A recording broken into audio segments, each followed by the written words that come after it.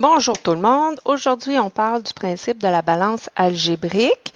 Donc, c'est ce qu'on va parler dans le prochain chapitre, comment résoudre une équation algébrique. On part du principe de la balance. Donc, je te montre une petite vidéo pour que tu aies une image en tête. Donc, voici, c'est une balance traditionnelle, comme en sciences. Quand le curseur jaune est vis-à-vis de la petite ligne, ça veut dire que ma balance est en équilibre. Les quantités sur chacun des plateaux sont égales. Donc, j'ai 5 jetons sur un plateau. Si je double la quantité de jetons sur ce plateau-là, sur le plateau de droite, pour pouvoir garder ma balance en équilibre, là, tu vois, le petit curseur jaune est déplacé, je dois aussi doubler la quantité sur le deuxième plateau à gauche.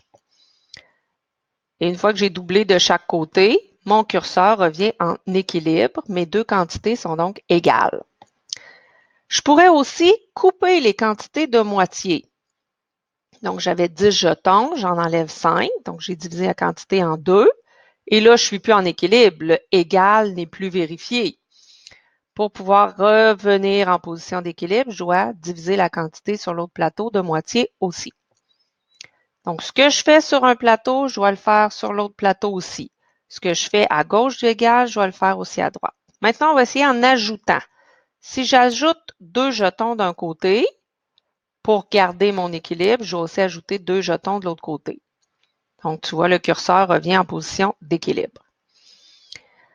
Est-ce qu'on pourrait enlever des jetons? Si j'en enlève un d'un côté, j'en enlève là un de l'autre côté. Donc, tu comprends que pour garder mon égal, je dois faire exactement la même chose de chaque côté des plateaux.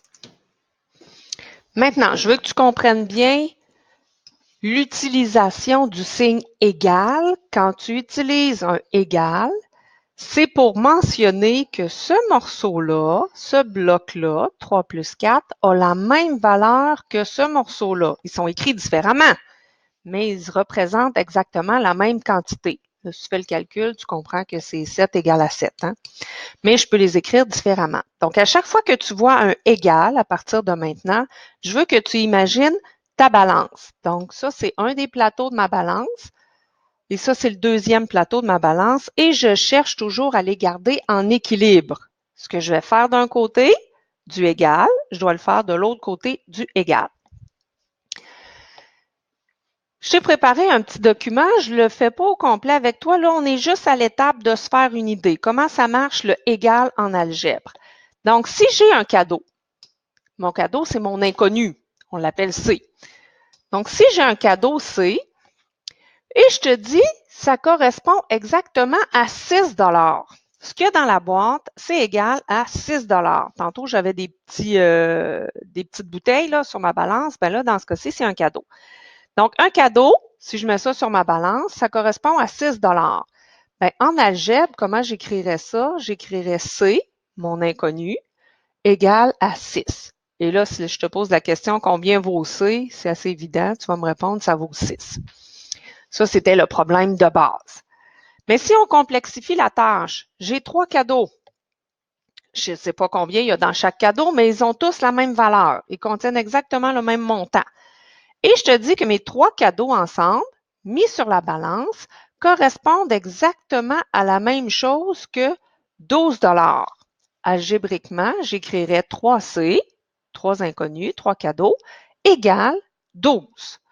Donc là, qu'est-ce que je pourrais faire comme opération pour trouver la valeur d'un seul cadeau? Ça, on travaillera ça en classe. Je continue avec une autre image. Je pourrais avoir 4 cadeaux, mais là, c'est pas de l'argent dans mes poches. Je t'ai mis les sous en rouge, c'est des dettes. Parce que j'ai reçu en cadeau des factures à payer. Ça arrive, ça, des fois par la poste qu'on a des factures à payer. Donc, j'ai 4 factures identiques du même montant et ça représente au total 20 de factures à payer. Algébriquement, comme on écrirait ça, 4 inconnus représentent moins 20. Puis là, notre travail, ça serait de trouver combien vaut C. Combien vaut la facture dans chacun des cadeaux, sachant qu'elles ont toutes la même valeur. Autre situation que tu pourrais voir passer, sur ma balance, tu as vu tantôt, j'ai rajouté des jetons. Hein? J'avais mes petites bouteilles et des jetons. Donc, j'ai un cadeau et j'ai 6 sur ce plateau-là. Ça correspond exactement à 16 de l'autre côté. Qu'est-ce que je pourrais faire pour trouver il y a combien d'argent dans mon cadeau? Là, tu comprends, il y en a qui vont y penser, c'est pour ça que je le mentionne.